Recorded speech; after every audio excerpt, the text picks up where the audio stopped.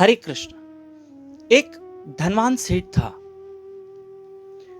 एक दिन वो किसी कार्य से निकला। धन बहुत था और बिजनेस चलता रहता था। एक शहर से दूसरे शहर, दूसरे शहर से तीसरे शहर, कभी छोटे छोटे गांव में उसका बिजनेस चलता रहता। कपड़े का काम था। तो एक गांव में पहुंचा।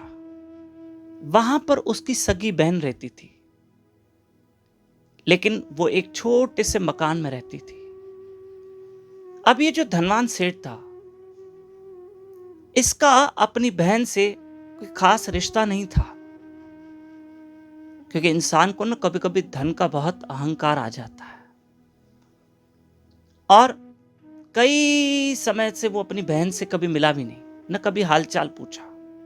और बहन छोटे घर में रहती थी, वो विधवा थी, संतान कोई नहीं थी, अकेली रहती थी एक छोटे से कमरे में।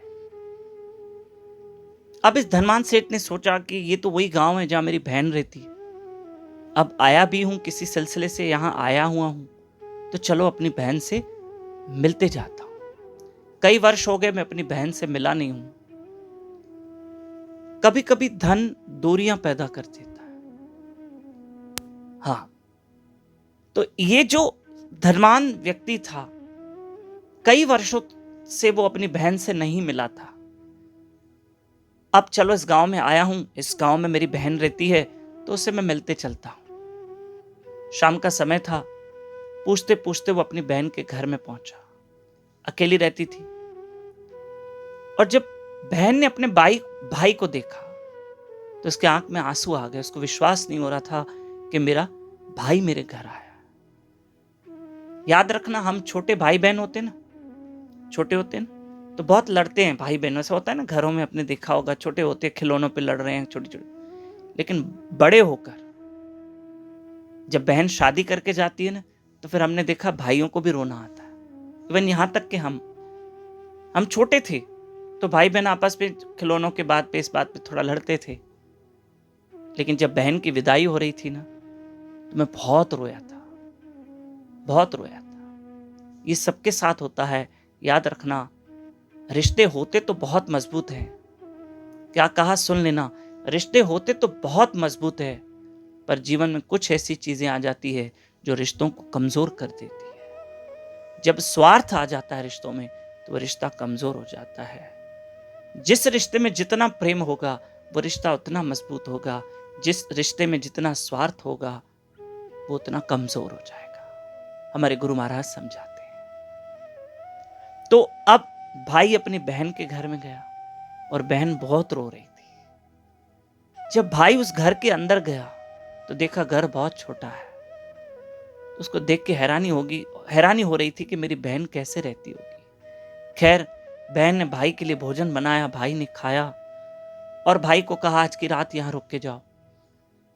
छोटी सी एक खटिया थी, भाई को उस पे सुलाया और खुद वो बहन एक चटाई पे सो गई। बहन को थोड़ी देर में ही उस माता को गहरी नींद आ गई, पर भाई करवटें बदलते रहा। मन में सोचा, मुझे खटिया पे नींद नहीं आ रही है, ये तो चटाई बिछा के सोई है, इसको अच्छी नींद कैसे आ रही है? ये तो मुझसे ज्यादा सुखी लग रही है। क्योंकि नींद स्वयं में एक सुख है। और याद रखना, अगर हमें अच्छी नींद आती है ना, 6-7 घंटे रिलैक्स होकर सोते हैं, ये भी भगवान की दया समझना। नहीं तो कई लोग बेचारे करवटें बदलते हैं, लेकिन उनको नींद नहीं आती है। तब सुबह हुई। ये धनवान व्यक्ति पूरी रात जागा।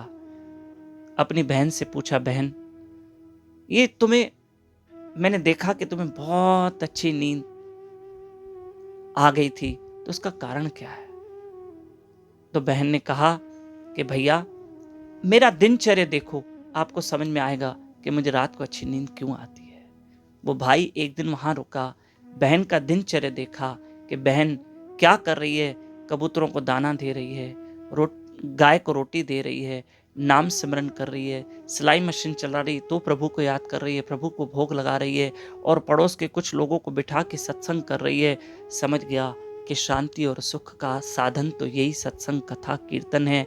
धन से सुख नहीं मिलता, धन से सुविधाएं मिलती है, लेकिन सुख तो हरि कथा में, हर भजन में है। हमारी सत्संग 22 मार्च को शनिवार के दिन टिल्डा में है। इस एड्रेस पर टिल्डा वासियों के लिए सूचना।